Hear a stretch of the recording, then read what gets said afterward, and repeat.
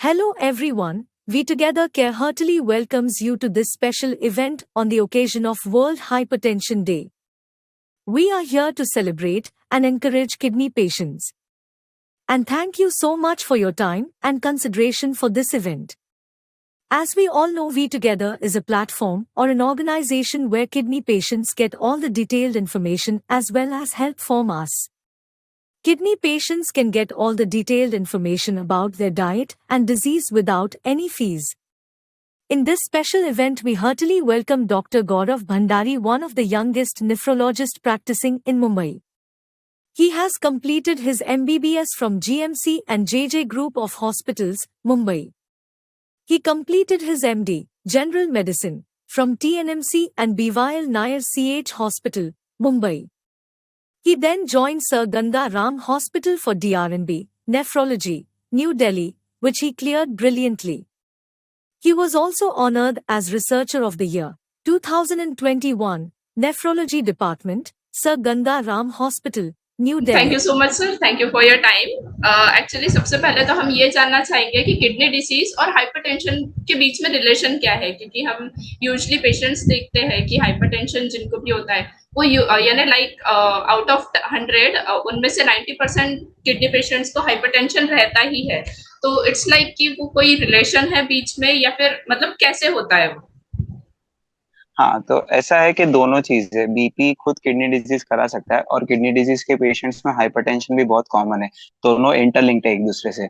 अगर आप पेशेंट्स गिनोगे तो कॉमन किडनी डिजीज के कॉजेज में डायबिटीज आता है, हाइपरटेंशन आता है, किडनी स्टोन्स आता है, ऑब्स्ट्रक्टिव नेफ्रोपैथी आता है, ऐसे काफी कॉजेज है। एंड सेकेंडली, जो किडनी डिजीज का पेशेंट, अगर उनमें से कोई पेशेंट का सर्वे करते हो तो मोर देन 90% पेशेंट्स को हाइपरटेंशन रहता है। तो hypertension is as well the association as well as the causation for kidney disease. ऐसा है। तो हाइपरटेंशन को इसलिए ट्रीट करना बहुत जरूरी है बिकॉज उसके रिलेटेड कॉम्प्लिकेशंस फिर काफी दिखने मिलते हैं। जैसे it can involve from head to toe, सब चीज को इन्वॉल्व कर सकता है। हेड में वो स्ट्रोक करा सकता है, हार्ट में हार्ट अटैक करा सकता है, नर्व्स को इन्वॉल्व कर सकता है, वेसल्स को इन्वॉल्व कर सकता है। तो बेसिकली हाइपरटेंशन पर से आपको अगर कभी सिम्टम्स ना हो बट वो अंदर से इंटरनली एंड ऑर्गन डैमेज कराते रहता है and ultimately it causes organ failure. So definitely hypertension is something which should not be ignored and उसको टाइमली करेक्शन करना चाहिए एंड उसको प्रॉपरली मॉनिटर करना चाहिए। ऐसा है।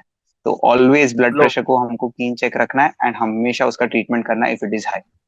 You have a point actually. तो ऐसा कुछ होता है कि अगर सपोज हम सीकेडी से ये है सीकेडी हम जैसे पेशेंट को हुआ है, तो इट्स लाइक कि सीकेडी को अगर सपोज हम कंट्रोल करें, जितना भी कंट्रोल होता है, तो अपने आप हाइपरटेंशन अपने आप कंट्रोल होगा या फिर उसके लिए कुछ डिफरेंट होता है? बेसिकली जैसे मैंने बोला, किडनी डिजीज के पेशेंट में हाइपरटेंशन बहुत कॉमन है एंड हाइपरटेंशन किडनी डिजीज का कॉम्प्लेक्स मैकेनिज्म है। जैसे कभी एक रेनिन एक्टिवेशन, एक पाथवे होता है रेनिन का, उसका हाइपर स्टिमुलेशन हो जाता है, या बिकॉज ऑफ वॉल्यूम ओवरलोड, पानी जमा हो रहा है उसकी वजह से हो रहा है एंड काफी कुछ मैकेनिज्म आ जाते हैं, एंडोथेलियल डैमेज, ये सब। तो सीकेडी का ट्रीटमेंट से may be the BP might come down but overall treatment पूरा नहीं हो सकता। We have to target the pathway. जैसे हम लोग रेनिन इनहिबिटर, मतलब रेनिन मतलब रेनिन एल्डोस्टेरोन इनहिबिटर, जो रास सिस्टम है उसको इनहिबिट किया तो उसके जो ड्रग्स रहते हैं they are the first drug of choice for any hypertensive patient in CKD और एनी अदर डिजीज। तो इसलिए हम एआरबीज देते हैं which targets at RAS pathway. Secondly हम लोग बीटा ब्लॉकर्स देते हैं अगर सिंपैथेटिक ओवर स्टिमुलेशन है। तो डिपेंडिंग कि क्या कॉज है प्लस सेकेंडली जो मैकेनिज्म्स है, हम टारगेट ओरिएंटेड उसके अराउंड ट्रीटमेंट देते हैं एंड अकॉर्डिंगली अपना ब्लड प्रेशर फिर कंट्रोल होता है। पर से डिजीज को कंट्रोल करने से हाँ डेफिनेटली अगर दैट इज द कॉज तो थोड़ा बहुत कम होगा, but we also have to target it and जो कॉज है उसको भी ट्रीट करना है। तो डेफिनेटली वॉल्यूम ओवरलोड है तो उसको वॉल्यूम मतलब सॉल्ट इनटेक कम कराना है, वॉल्यूम डायूरेसिस कराना है। सो ये सब चीजों को भी साथ में लेके चलना है along with the kidney disease. Okay, so it's sound tough.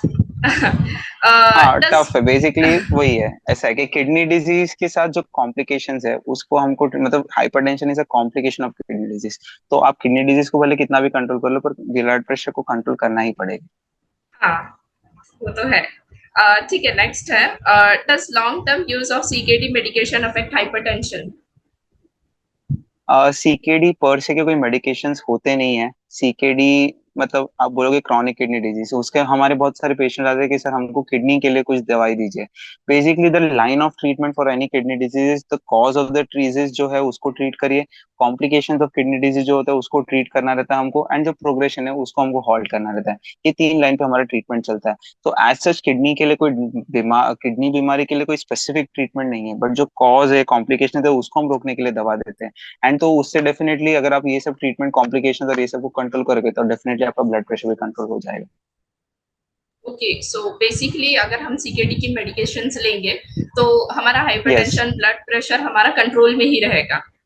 हाँ, सीकेडी का कॉज को ट्रीट करो, कॉम्प्लिकेशन को ट्रीट करो, प्रोग्रेशन को ट्रीट करो, तो डेफिनेटली आपका ब्लड प्रेशर कंट्रोल में आना ही है, because hypertension one of the complication जो हम एंटिसिपेट करते हैं, we treat them. Okay, what is renal hypertension? Renal hypertension तो इन जनरल कोई कोई लोग बोलते हैं कि हाइपरटेंशन एक कार्डियोलॉजिस्ट का एक स्पेशलिटी है, उन लोग को ट्रीट करना चाहिए, बट आइडियली अगर देखने जाएंगे तो हाइपरटेंशन एक्चुअली एक nephrologist should treat, because kidney is the main regulator for hypertension. जो भी रेनिन सिस्टम आ गया, जो भी वॉल्यूम ओवरलोड आ गया, जो भी सोडियम एक्स्ट्रा है, वो सब चीज आ गया, तो everything like it is all related to kidney, kidney homeostasis. तो definitely nephrologist should treat hypertension. And hypertension that is secondary to kidney disease, generally renal hypertension होता है, which can be either because of kidney disease like chronic glomerulonephritis या because of renovascular disease के renal vessels जो रहते हैं, renal को जो blood supply जो vessels कराते हैं, उनका अगर blockage होता है, उनका stenosis, उनका अगर बोलते हैं ना छोटा हो जाए, मतलब stenosis मतलब बेसिकली ऑब्स्ट्रक्शन अगर उधर हो जाए, जब ब्लड कम पहुंचता है, तो वो पर से भी हाइपरटेंशन करा सकता है। तो रीनल हाइपरटेंशन बेसिकली अगर एक लाइन में बोले तो hypertension because secondary to kidney disease is renal hypertension, which can be various causes है उसके। ओके, तो क्या आप हमें इसके सिम्टम्स और कॉजेस बता सकते हैं और इसका ट्रीटमेंट भी? हाँ, यस डेफिनेटली। एक तो वही है कि रीनल हाइपरटेंशन, एक कोई अगर समझो कोई एक लड़का है, लड़की है, जो भी एक पेशेंट है, अगर उसका ब्लड प्रेशर अच्छे से कंट्रोल रह रहा था, बट सडनली हमको पता चलता है कि अभी उसका ब्लड प्रेशर कंट्रोल नहीं हो रहा है, बहुत अनकंट्रोल ब्लड प्रेशर रह रहा है, काफी दवाइयां लग रही है उसको, मतलब 3 4 5 दवाइयां लग रही है बीपी कंट्रोल होने का, फिर भी बीपी हाई रह रहा है। उसको बहुत बार बोलते हैं हम लोग, जैसे बोलते हैं ना फ्लैश पल्मोनरी एडिमा, बार बार हमारे पास एडमिट हो रहा है कि सांस फूल रहा है, उसका ब्लड प्रेशर कंट्रोल नहीं हो पा रहा है, छाती के अंदर पानी जमा हो रहा है। तो all these are some signs and symptoms के जो हमको बता रहा है कि कोई सेकेंडरी कॉजेज ऑफ हाइपरटेंशन है, जिसमें the most common cause of secondary hypertension first is a kidney disease, kidney disease में भी chronic glomerulonephritis, and second is renovascular hypertension. तो जब ये सब सिम्टम्स रहते हैं कि अचानक से बीपी बढ़ जा रहा है ज्यादा, हाइपोकलीमिया है, मेटाबॉलिक अल्कलोसिस है, फ्लैश पल्मोनरी एडिमा हो रहा है, बार बार सांस फूल रहा है, बीपी अनकंट्रोल हो गया, पहले कंट्रोल था, ज्यादा दवाइयां लग रही है, तो हमेशा हमको ये सब causes, secondary causes rule out करने हैं। एंड यही उसके symptoms, this are the pointers जो हमको बताते हैं कि हाँ देयर इज समथिंग जो नॉर्म, मतलब कुछ तो एक कॉज है जो ब्लड प्रेशर को इतना हाई करा रहा है, एंड ब्लड प्रेशर डिफिकल्ट हो रहा है कंट्रोल होने को। तो डेफिनेटली फिर अकॉर्डिंगली उसको ट्रीटमेंट करना है। अगर क्रॉनिक ग्लोमेरुलोनेफ्राइटिस है तो वी हैव टू फाइंड के बाबा किडनी का डिजीज का है, accordingly treat them. Renovascular hypertension है तो may be renal vascular stenting जो रहेगा वो इट माइट हेल्प देम। तो according to the cause we have to treat them. So it is something we have to watch for. And जो बोलते हैं ना यंग एज में हाइपरटेंशन एंड एल्डरली में हाइपरटेंशन, इनमें भी हमेशा सस्पेक्ट करना है कि कोई सेकेंडरी कॉज ऑफ हाइपरटेंशन हो ना हो। Okay, this one is also tough. Okay, yes तो यस। एक्चुअली मैंने रेजिस्टेंस हाइपरटेंशन के बारे में भी थोड़ा सुना है, तो वो कुछ डिफरेंट होता है या फिर अपना नॉर्मल वाला जैसा बीपी का प्रॉब्लम होता है वैसा ही होता है? नॉर्मल हाइपरटेंशन, हाइपरटेंसिव पेशेंट्स में रेजिस्टेंट हाइपरटेंशन का इंसिडेंस काफी ज्यादा रहता है कंपेयर टू जनरल पॉपुलेशन जिसको बीपी ना हो। तो रेजिस्टेंट हाइपरटेंशन उसको बोलते हैं कि तुम्हारा बीपी नॉर्मल रेंज से भी ज्यादा हो, इन स्पाइट ऑफ पेशेंट को 3 दवाइयां चल रही है, जिसमें से एक दवा डायूरेटिक होती है। तो बेसिकली अगर एक लाइन में बोले तो बीपी ज्यादा है in spite of 3 anti hypertensive drugs, of which one of them is diuretic, तो जिसको हम रेजिस्टेंट हाइपरटेंशन बोलते हैं। तो रेजिस्टेंट हाइपरटेंशन होता है तो उसको हमेशा सबसे पहले हमको कंप्लायंस चेक करना रहता है कि बाबा पेशेंट गोलियां ले तो रहा है, बोल रहा है कि ले रहा हूँ, बट इट इज नॉट, पहले हमको हमेशा कंफर्म करना है चाहिए, तो उसको बोलना रहता है कि हम आप वो जो पैकेट है गोलियों के वो लेके आइए, उसमें कंफर्म करिए कि एक्चुअली गोली ले रहा है नहीं ले रहा है, because non compliance is the commonest cause of resistant hypertension. हमेशा कंप्लायंस चेक करना है कि पेशेंट गोली ले रहा है नहीं ले रहा है। सेकेंडली अच्छे से उसको मेजर करना है। ऐसा ना हो हम रॉन्गली मेजर कर रहे हैं और फिर रेजिस्टेंट हाइपरटेंशन किसी को भी लेबल कर रहे हैं, ऐसा नहीं होना चाहिए। अच्छे से मेजर करके फिर ही हम उसको बोलना चाहिए कि रेजिस्टेंट हाइपरटेंशन है। एंड फिर जब आपका रेजिस्टेंट हाइपरटेंशन प्रूव हो जाता है, फिर accordingly we have to treat. But always first you have to confirm that the patient has resistant hypertension. Just ऐसे ही नहीं हो गया, कभी एक बार बीपी चेक कर लिया, ज्यादा है, 3 दवाई चल रही है, मैंने उसको लेबल कर दिया, तो ऐसा नहीं होना चाहिए, because it is a high state.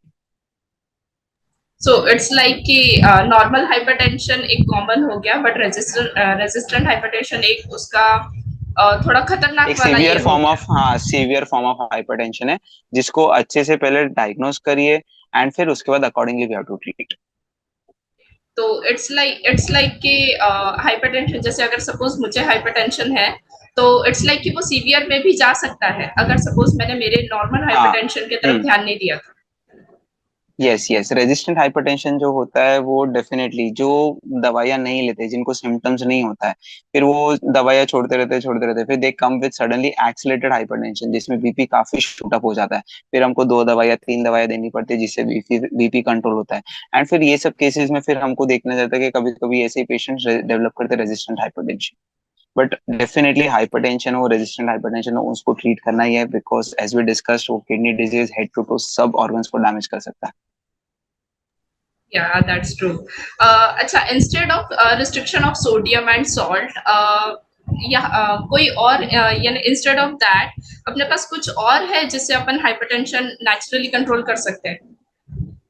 हाँ, बेसिकली जो भी हाइपरटेंसिव पेशेंट रहता है उनमें हम डैश डाइट बोलते हैं फॉलो करने को, which is dietary approach to stop hypertension. Dash diet एक बेसिकली डाइट से ज्यादा एक लाइफस्टाइल जैसा बनना चाहिए, जिसमें आपका फ्रूट्स एंड वेजीज ज्यादा होना चाहिए, घी तेल इन जनरल मॉडरेट अमाउंट में होना चाहिए, फैट डेयरी प्रोडक्ट्स खा सकते हो, एंड थोड़ा बहुत नॉन वेजिटेरियन कम रहना चाहिए। वैसा तो एक डैश डाइट रहता है। And low salt, definitely the salt intake should be less than 2 grams salt. Salt should be less than 5 grams. The sodium should be less than 2 grams. तो salt आपका 5 ग्राम से ज्यादा नहीं होना चाहिए। And secondly salt substitutes like potassium rich वाले salt use कर सकते हो, it helps to reduce hypertension. तीसरा, regular exercise, 30 minutes a day, 150 minutes a week, this are the recommended guidelines. Regular exercise करने से डेफिनेटली बीपी कम होता है। Weight reduction, मोटापा जिसको होता है उसमें बीपी ज्यादा रहता है, तो हमेशा वेट कम करना है, उससे बीपी अपने आप कम होता है। तो एंड बाकी स्मोकिंग, एडिक्शंस, लिपिड कंट्रोल, ये सब चीजें काफी आ जाती है जिनको कंट्रोल में करना है। Smoking definitely not to be done. Alcohol in moderate amount, 2 drinks और 1 ड्रिंक्स मेल फीमेल्स में अकॉर्डिंगली ले सकते हैं। बट यही है कि you have to like there are different lifestyle changes जो हमको अडेप्ट करनी है to control hypertension. Pharmacological measures रहते हैं, नॉन फार्माकोलॉजिकल मेजर्स से। नॉन फार्माकोलॉजिकल में पूरा लाइफस्टाइल चेंजेस आता है, डाइट से लेके exercise, addictions, everything comes, wait reduction, everything. And everything helps to control a certain amount of blood pressure. तो और ये सब चीजें फॉलो की तो डेफिनेटली आपका फार्माकोलॉजिकल जो आपका दवाई देनी है वो डेफिनेटली दवाइयों का रिक्वायरमेंट कम हो जाएगा। तो अगर अच्छे से ये वाली चीजें फॉलो की तो, जो इसे योगा भी करते हैं लोग काफी, तो डेफिनेटली सबको वो एक सूदिंग इफेक्ट मिलता है। And this are something which people also experience that. Okay, तो इट्स लाइक कि अगर सबने यानी हमने अपना लाइफस्टाइल चेंज किया, तो हाइपरटेंशन को हम ओवरकम कर सकते हैं naturally. Definitely, definitely it helps to reduce BP. जो सेडेंटरी लाइफस्टाइल है it causes increase blood pressure. अभी जो आजकल चल रहा है वो मेटाबॉलिक सिंड्रोम चल रहा है, जिसमें ब्लड प्रेशर, डायबिटीज, ओबेसिटी, जो हाइपर यूरिसीमिया, ये सब काफी कॉमन दिख रहा है हमको because of the sedentary lifestyle. इसको वही थोड़ा सा फिजिकल एक्टिविटी की तरफ जाएंगे, थोड़ा सा डाइट में चेंजेस लाएंगे, तो definitely it will help to reduce the metabolic complications, definitely. Okay, तो ठीक है, हम नेक्स्ट क्वेश्चन बोलते हैं।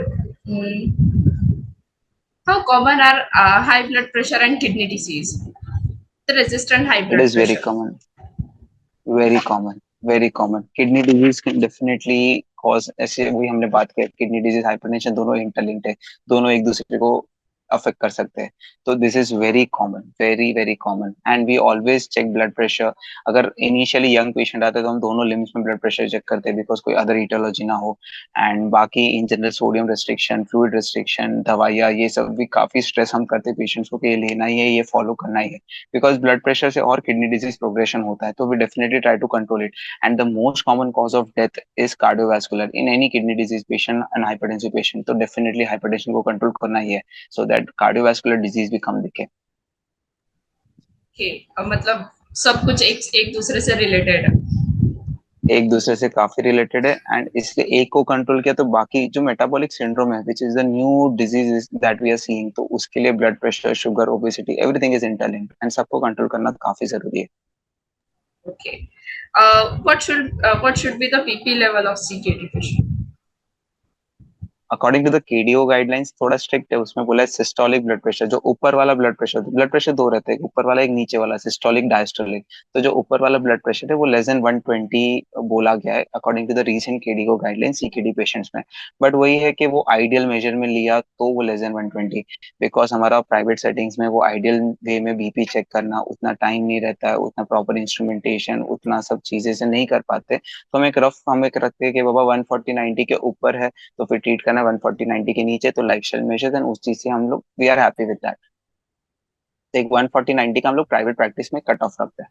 Okay. And but the about during guideline dialysis? Is very guideline says less than 120 systolic blood pressure.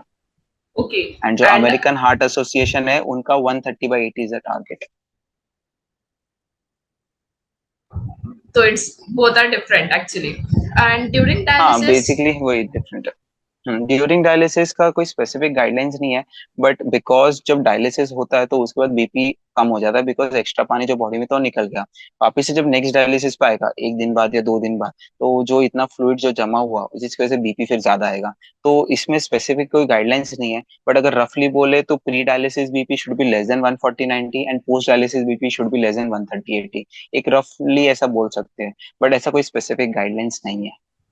तो ऐसा स्पेसिफिक बिल्कुल भी गाइडलाइन अभी तक के बना हाँ नहीं है इट डिपेंड्स. डायलिसिस के हाँ लिए.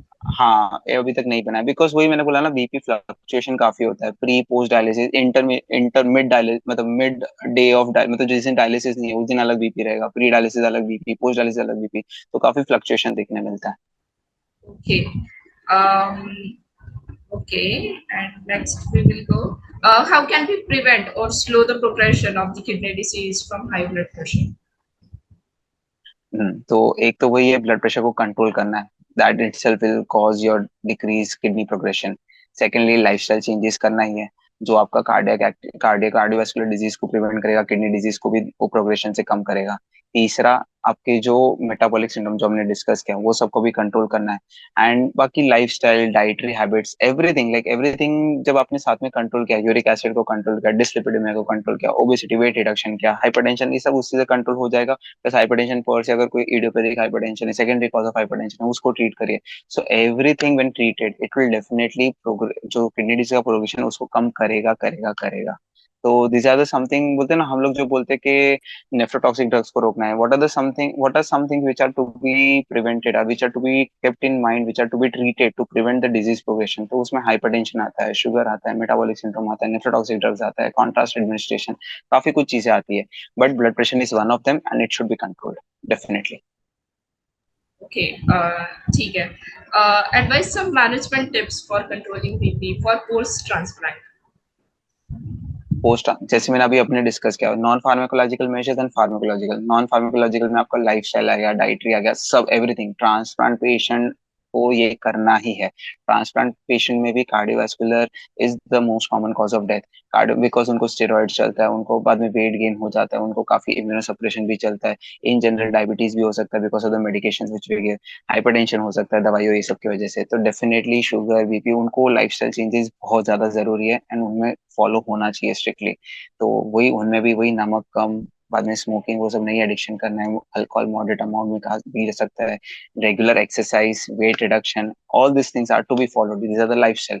एंड मेडिकेशन वाइज तो जो नॉर्मल हम लोग दे सकते हैं, यानी मतलब एक एम्लोडिपिनिक गोली रहता है, कैल्शियम चैनल ब्लॉकर और एंजियोटेंसिन रिसेप्टर ब्लॉकर, ये दोनों में से कोई भी एक दवा हम प्रेफर करते हैं. Okay, okay, ठीक है. Thank you, sir. The next one is, does long-term use of CKD medication affect hypertension? या शायद हमने वही अभी बात किया, ऊपर ही बात किया था सीकेडी के मेडिकेशन से आप बीपी का क्या है, तो हमने Okay. बात कर चुके हैं कि सीकेडी मेडिकेशंस का एज सच आप सीकेडी पर से को कंट्रोल करोगे तो उसका कॉम्प्लिकेशन जो ब्लड प्रेशर है वो अपने आप थोड़ा कंट्रोल हो जाएगा. बट डेफिनेटली ब्लड प्रेशर के जो जो मैकेनिज्म है we target that and we treat the blood pressure. Okay okay, sorry for the repetition. Actually मुझे एक नो और नो इट्स क्वेश्चन ओके। करना है कि यूजुअली सीकेडी पेशेंट तो हाइपरटेंसिव होते ही है, बट ऐसे भी कोई पेशेंट होते होंगे जो विदाउट हाइपरटेंशन से भी उनको सीकेडी हुआ है? नहीं, आपने पूछा सीकेडी पेशेंट को हाइपरटेंशन होता है, तो आपका क्वेश्चन ये है कि सीकेडी पेशेंट को हाइपरटेंशन नहीं होता है, वो पूछना चाहते हो, क्या पूछना चाहते हो? हाँ एग्जैक्टली, मैं ये पूछना चाहती हूँ कि कुछ कुछ पेशेंट तो होते होंगे ना, मतलब कुछ रेयर हाँ, कंडीशन में भी रहते डेफिनेटली, होंगे जिनको डेफिनेटली, हाइपरटेंशन नहीं होता डेफिनेटली है, बट नहीं उनको होता है। सीकेडी यस, होता यस। है। यस, यस, तो ऐसा रहता है कि सीकेडी पेशेंट्स में हाइपरटेंशन जब होता है, जनरली वो सबको क्रॉनिक ग्लोमेरुलर नेफ्राइटिस रहता है। अगर आप किडनी डिजीज का एक बेसिक हिस्टोलॉजी, एक बेसिक आप बोलोगे ना, किडनी खोल के देखा तो क्या किडनी के अंदर क्या चीज खराब हुआ है, तो एक ग्लोमेरुलस रहता है जो खराब हो सकता है, एक इंटरस्टिशियम खराब हो सकता है। ग्लोमेरुलस जब खराब होता है, अल्टीमेटली इंटरस्टिशियम होता ही है खराब। तो ऐसा है, पर बेसिकली प्रीडोमिनेंट क्या अफेक्ट हुआ, तो जो पेशेंट को प्रीडोमिनेटली ग्लोमेरुलस अफेक्ट होता है उसमें जनरली ब्लड प्रेशर बढ़ा हुआ ही रहता है। जिसका प्रीडोमिनेंटली इंटरस्टिशियम एक पार्ट होता है किडनी का, अगर वो खराब होता है तो जनरली ब्लड प्रेशर बहुत लेटर स्टेज में दिखता है। इनिशियल स्टेजेस में हाइपरटेंशन इतना कॉमन नहीं है। एंड कोई कोई पेशेंट्स में रहता है कि बाबा रीनल वेस्टिंग सिंड्रोम बोलते हैं या फिर रीनल पॉलीयूरिया बोलते हैं, जिसको यूरिन आउटपुट प्रिजर्व्ड है, क्रॉनिक इंटरस्टिशियल नेफ्राइटिस, ये सब में बहुत बार देखते हैं कि ब्लड प्रेशर हाई नहीं रहता है। लेटर स्टेज में जब किडनी पूरा खराब हो गया तब जाके ब्लड प्रेशर दिखता है। तो definitely there are some CKD patients who do not have hypertension. So it is commonly seen, but definitely there are some certain percentage of patients which cannot have hypertension or which have hypertension at very late stage. Okay, तो it's like कि अगर suppose ऐसा ही अगर कोई patient है और उनको बिल्कुल भी हाइपरटेंशन के कुछ भी सिम्टम्स नहीं है, उनका बीपी लेवल एकदम नॉर्मल है, तो पोस्ट अगर ट्रांसप्लांट अगर उनका किया, किडनी ट्रांसप्लांट, तो पोस्ट ट्रांसप्लांट में उनको हाइपरटेंशन के लाइक कुछ चांसेस हो सकते हैं? हाँ, पोस्ट रीनल हाइपरटेंशन के बहुत सारे इटियोलॉजी है। उनको दवाइयाँ चलती है, जैसे स्टेरॉइड चलता है, सीएनआई ड्रग, उनको ऐसी दवाई चलती है जिनसे उसकी इम्यूनिटी कम हो। एंड वो इम्यूनिटी के जो कम करने की जो दवाई है, उनका साइड इफेक्ट है कि वो ब्लड प्रेशर करा सकता है, वो शुगर करा सकता है। तो डेफिनेटली वो चीजों से हाइपरटेंशन हो सकता है। सेकेंडली, इन जनरल अगर पुराना हाइपरटेंशन है तो अभी भी उनको हाइपरटेंशन रह सकता है। तो जिसको पहले से हाइपरटेंशन है, he is that higher risk for hypertension. कोई कोई लोग जिनको नहीं रहता है उनको दवाइयों से हो सकता है। एंड बाकी अगर कुछ कॉम्प्लिकेशन हो सकता है, जैसे रिजेक्शन हुआ या कुछ हुआ, तो उसके वजह से भी वो हाइपरटेंशन हो सकता है। और ये किडनी भी अगर खराब होने लगी बिकॉज ऑफ द रिजेक्शन और बिकॉज ऑफ इन्फेक्शन और एनी अदर रीजन, तो उसकी वजह से वापस उनको हाइपरटेंशन हो सकता है। तो ऐसा नहीं है कि अगर पहले हाइपरटेंशन नहीं है तो ट्रांसप्लांट के बाद हाइपरटेंशन नहीं होगा। तो ट्रांसप्लांट के बाद हाइपरटेंशन हो सकता है because of some other reason, because of the medicine, because of the complication, because of kidney function अभी कितना चल रहा है। सो अकॉर्डिंगली उसके हिसाब से बीपी ऊपर नीचे क्या रहता है वो सब हो सकता है। BP can be affected. Okay sir, thank you so much. Actually मैंने सारे क्वेश्चंस तो हमने डिस्कस कर लिए। अगर इसके अलावा आपको कुछ और भी अगर सपोज ऐड ऑन करना है, लाइक अगर मैंने कुछ मिस कर दिया है, तो प्लीज आप बता सकते हो मुझे। या तो मेरे साइड से मुझे सिर्फ यही बोलना है कि the problem which I see in the private practice is, sugar BP का पेशेंट आता है मेरे पास, none of the patients are taking medic, मतलब नन मतलब बहुत सारे पेशेंट्स हैं जो दवाई नहीं लेते बिकॉज दे फील कि उनको सिम्टम्स नहीं है। And they come to me with raise creatinine letter. So ऐसा होता है कि जब सिम्टम्स नहीं था बट अंदर से डैमेज हो ही रहा था। एंड वो डैमेज होते होते होते थोड़ा इतना डैमेज हो गया कि क्रिएटिन अब बढ़ गया, किडनी डैमेज होना शुरू हो गया। एंड फिर अब मेरे पास आया कि पापा ये मुझे प्रॉब्लम है। तो अगर हमने बीपी और शुगर का गोली पहले ही लिया रहता ताकि ये डैमेज होता ही नहीं और मेरे पास आने का जरूरत ही नहीं पड़ता। तो it is very important for diabetic hypertensive patient to control the disease in the earliest stage. अगर आप शुगर बीपी को पहले ही कंट्रोल करोगे तो आपके एंड ऑर्गन डैमेज, जैसे किडनी हो गया, हार्ट हो गया, लिवर मतलब ब्रेन हो गया, कोई भी एंड ऑर्गन डैमेज होने से पहले ही अगर उसको ट्रीट करोगे तो बेटर रहेगा हमेशा। That is one thing which is very important to be done. And secondly, जो भी नॉन डायबिटिक हाइपरटेंसिव है, they are at higher risk for kidney disease, they are at higher risk for heart disease, they are at higher risk for CNS, कोई भी disease and organ disease के उसमें। तो दे उनका एक थरो चेकअप जब पता चलता है बेसलाइन पे तब होना चाहिए। एंड फिर फ्रीक्वेंटली 6 मंथ्स या ईयरली उनके चेकअप होने चाहिए, सो दैट डिजीज अगर होना है या हुआ है तो उसको अर्ली स्टेज में पकड़ सकते हैं। वरना मेजोरिटी पेशेंट्स बहुत लेट स्टेज में आते हैं। तो जब ये मेटाबॉलिक सिंड्रोम का यही प्रॉब्लम है, इनिशियली सिम्टम्स नहीं रहता है तो लोग भी हम चेक नहीं करते। जैसे काफी पेशेंट्स है शुगर बीपी काफी सालों से, फिर अचानक से क्रिएटिन ज्यादा लेके आए, तब हम पूछते कि बाबा पहले से कोई किडनी बीमारी था, तो आंसर यही रहता है कि हमने कभी चेक ही नहीं किया बिकॉज तकलीफ ही नहीं था।